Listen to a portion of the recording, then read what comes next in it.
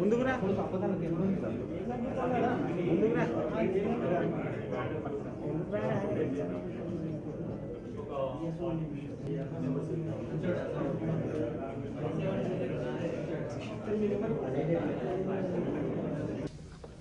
Sir, over to you, sir. Sanjay, sir, can you please come? నేను doctor Sanjay.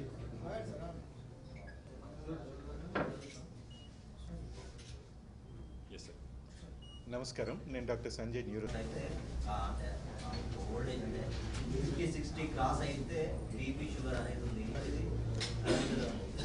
ఇది రావడానికి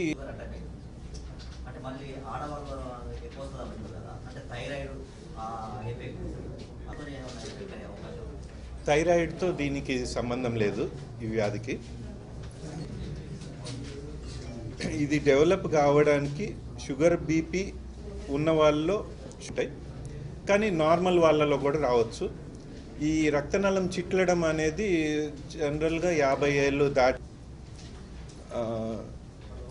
ఇప్పుడు 30 ఏళ్ళకే షుగర్ ఇవన్నీ రావడానికి కారణాలు ఏంటంటే మన ఆహార అలవాట్లు మారడము, ఎక్కువ ఫుడ్స్ ఇవి తినడము, సరిపడినంత ఎక్సర్సైజ్ లేకపోవడము, వ్యాయామం లేకపోవడము, డైటరీ చేంజెస్ సరిగా జరిగింది.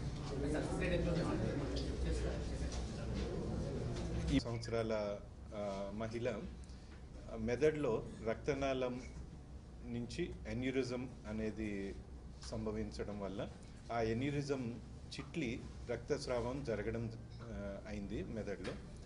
దాంతో ఆమె ఒక న్యూరో ఫిజిషియన్ చూసి స్కానింగ్ చేయించి తర్వాత ఇక్కడ ఆసుపత్రికి ఆమె రావడం అయింది. ఎమర్జెన్సీ విభాగంలో డాక్టర్ లక్ష్మీ దీపక్ గారు, డాక్టర్ ప్రదీప్ గారు, డాక్టర్ శాలిని గారు వాళ్ళు ఇనిషియల్ ట్రీట్మెంట్ చేసి తర్వాత డాక్టర్ ప్రియాంక న్యూరో ఫిజిషియన్ కింద పేషెంట్ అడ్మిట్ అవ్వడం జరిగింది.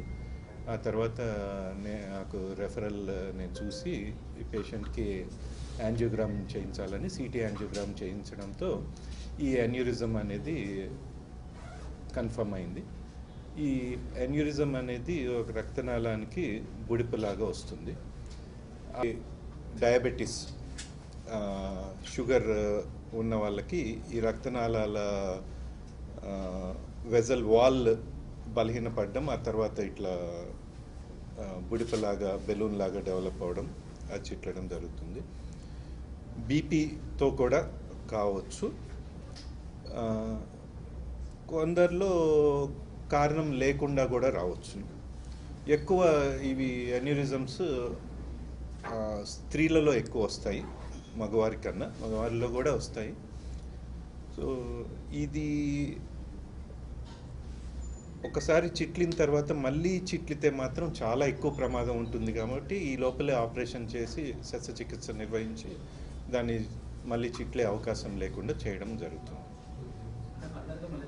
అనేది మళ్ళీ అక్కడ వచ్చే అవకాశం లేదు, ఎందుకంటే జస్ట్ క్లిప్ వేయడం కాదు,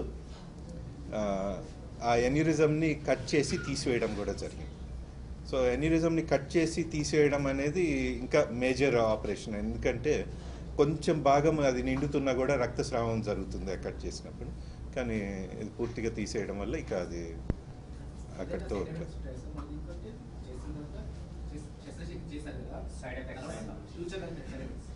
ఫ్యూచర్ కాదు. శస్త్రచికిత్స జరిగిన టైంలో 2 ప్రాబ్లమ్స్. ఆపరేషన్ అప్పుడు అది చిట్లడము, రక్తస్రావం జరగడము. ఎందుకంటే రక్తస్రావం జరిగితే ఆపరేషన్ టేబుల్ మీదే పేషెంట్ చనిపోయే ప్రమాదం ఉంది. రెండోది వాసోస్పాజం, అంటే ఈ రక్తనాళాల మీద శస్త్రచికిత్స చేసినప్పుడు అవి కుంచుకుపోయి రక్తం పారకుండా అయిపోయి మెదడుకి రక్త సరఫరా తగ్గిపోయి స్ట్రోక్ లాగా ఇవి వచ్చే అవకాశం ఉంటుంది. ఈ 2 ప్రమాదాలు ఉంటాయి. ఈ 2 ప్రమాదాలు కూడా లేకుండా ఈమె పూర్తిగా కోలుకున్నారు. ఈ వ్యాధి ఉన్నట్టు ఎట్లా లక్షణాలు ఎట్లా? ఈ రక్తనాళము చిట్లి రక్తం కారినప్పుడు విపరీతమైన తలనొప్పి వస్తుంది. ఎంత తలనొప్పి అంటే పేషెంట్ ఇంతకుముందు ఎప్పుడు అంత తలనొప్పి. నేను చేసిన ఆపరేషన్లు అందరు బాగా అయ్యారు, కానీ టెక్స్ట్ బుక్ ప్రకారము మనకి depending on the grade of the subarachnoid haemorrhage. So subarachnoid హ్యామరేజ్కి WFNS గ్రేడింగ్ అనేది ఉంటుంది. ఈమె గ్రేడ్ 2లో వచ్చారు. గ్రేడ్ 1 ఈజ్ నార్మల్ అనమాట. గ్రేడ్ 4 ఈజ్ వర్స్ట్ అనమాట. సో ఈమె గ్రేడ్ 2లో వచ్చారు. సో ఈ గ్రేడింగ్ పెరిగే కొద్దీ రిస్క్ ఎక్కువ ఉంటుంది. టెక్స్ట్ బుక్ ప్రకారము గ్రేడ్ 2లో ఉన్న వాళ్ళు చనిపోయే ప్రమాదము 35% ఉంటుంది. గ్రేడ్ 3లో ఉన్న వాళ్ళు చనిపోయే ప్రమాదం 60% వరకు ఉంటుంది. గ్రేడ్ 4లో ఉన్న వాళ్ళు చనిపోయే ప్రమాదం 90% వరకు ఉంటుంది. నమస్కారం. గత నెలలో గౌరవ ముఖ్యమంత్రి గారు మన వరంగల్ పట్టణానికి వచ్చి మెడికవర్ హాస్పిటల్స్ని ఓపెన్ చేసినారు. ఆ సందర్భంగా సార్ ఒక మాట చెప్పారు, మెడికవర్ హాస్పిటల్స్ వల్ల వరంగల్ పట్టణానికి మేలు జరిగింది అనే మాట నేను వినాలి అని చెప్పారు. ఐఎమ్ వెరీ షూర్ ఇలాంటి ప్రొసీజర్స్ ఇక్కడ చేస్తున్నాము, పేషెంట్ వాళ్ళ ప్రాణాలు కాపాడగలుగుతున్నామని తెలుసుకుంటే సార్ చాలా సంతోషిస్తారని నేను ప్రగాఢంగా నమ్ముతున్నాను. అండ్ డెఫినెట్గా ఈ వార్త ఏదైతే ఉందో సార్కి తప్పకుండా చేరేలాగా కృషి చేస్తాము. And so that sir will be happy and we will be happy. That is point 1. And doctor P Sanjay గారి ఆధ్వర్యంలో ఈ ప్రత్యేకమైన శస్త్రచికిత్స చేసి పేషెంట్ పూర్తిగా రికవరీ అయ్యి ఇప్పుడు మన మధ్య వచ్చి కూర్చొని ఉన్నారు. ఇలాంటి శస్త్రచికిత్సలు అరుదైన సర్జరీస్ చేయడానికి ముఖ్య కారణం ఒకటి సార్ లాంటి స్కిల్డ్ సీనియర్ సర్జన్స్ ఉండడము, రెండోది అన్ని రకాల టెక్నాలజీ అవైలబుల్ ఉన్న ఒక హాస్పిటల్ అందుబాటులో ఉండడం. ఇప్పుడు మనకి ఈవిడిగా ఇమీడియట్గా సిటీ యాంజియోగ్రాము, తర్వాత MRI స్కాన్స్ ఇలాంటివి చేయాల్సి వచ్చింది. ఇవన్నీ మన దగ్గర అందుబాటులో ఉండడం వల్ల with in short span of టైంలో న్యూరో ఫిజిషియన్ కానివ్వండి, neuro surgeon, emergency physician, critical care ఇంతమంది డాక్టర్స్ అవైలబుల్ ఉండడం వల్ల చాలా స్పీడ్గా వర్కప్ చేయడం జరిగింది. ఇమీడియట్గా ఐ థింక్ విత్ ఇన్ 12 అవర్స్లో డయాగ్నోసిస్ అయిపోయి సర్జరీకి ప్రిపేర్ అయిపోయి ఫ్యామిలీ రెడీ అయిపోయి సర్జరీ కూడా చేయడం జరిగింది. సో ఇవన్నీ కూడా ఎప్పుడు జరుగుతాయంటే అన్నీ అందుబాటులో ఒకే దగ్గర ఉన్నప్పుడు. Technology, skill sets and man power. So Warangal పట్టణంలో మన మెడికవర్ హాస్పిటల్ ఇలాంటి అరుదైన శస్త్రచికిత్స చేయడం, ముఖ్యంగా పేషెంట్ సర్వైవ్ అయ్యి నార్మల్ 100% నార్మల్ స్టేజ్కి రావడం అనేది మాకు చాలా చాలా సంతోషంగా ఉంది. ఇలాంటివి ముందు ముందు ఇంకా ఎన్నో రకాల శస్త్రచికిత్సలు అందుబాటులోకి తీసుకొచ్చి ప్రజల ప్రాణాలను కాపాడడంతో పాటు ఇక్కడ నుంచి దూర ప్రయాణాలు చేసి వేరే పట్టణానికి వెళ్ళి ఆపరేషన్లు చేయించుకోవాలి లేదా ట్రీట్మెంట్ చేయించుకోవాలి అనే అవసరం లేకుండా ఇక్కడే మనం అన్ని రకాల ట్రీట్మెంట్స్ చేయడానికి కృషి చేస్తామని అందరికీ తెలియజేసుకుంటూ వచ్చిన మీడియా మిత్రులందరికీ మరొకసారి కృతజ్ఞతలు తెలియజేస్తున్నాము.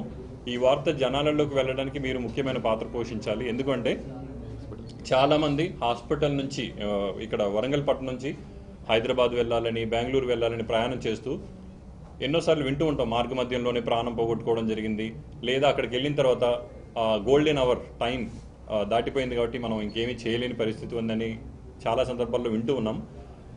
మెడికవర్ హాస్పిటల్ వరంగల్లో పెట్టడానికి ముఖ్యమైన కారణం మన ఇక్కడ ఉన్న లోకల్ ఎవరికైనా ప్రాబ్లమ్స్ వచ్చినప్పుడు మన చుట్టుపక్కల పల్లెటూర్లలో కానీ పట్టణంలో కానీ ఉన్న వాళ్ళకి ఎవరికైనా ప్రాబ్లం వచ్చినప్పుడు Medicover hospital is the best solution, we can treat anything and everything అనేది ఒకటి మెసేజ్ ఇవ్వడం కోసమే మనం ఇక్కడ స్థాపించాము.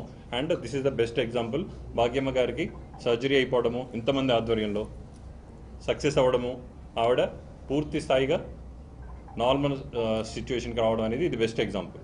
సో ఈ వార్తని దయచేసి ఎక్కువ మందికి రీచ్ అయ్యేలాగా చేయగలుగుతారని మిమ్మల్ని రిక్వెస్ట్ చేస్తున్నాను. Thank you very much. ఇక్కడికి వచ్చినాకనే చాలా బాగా అయింది నాకు, కాకపోతే నరాలు చెప్పమ్మా, ఇది దగ్గర పెట్టుకోమ్మా.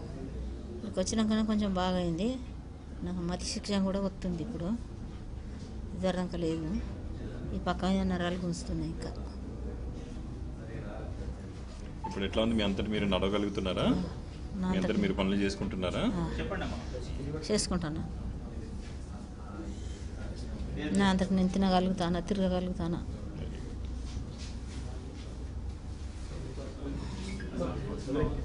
ఓకే.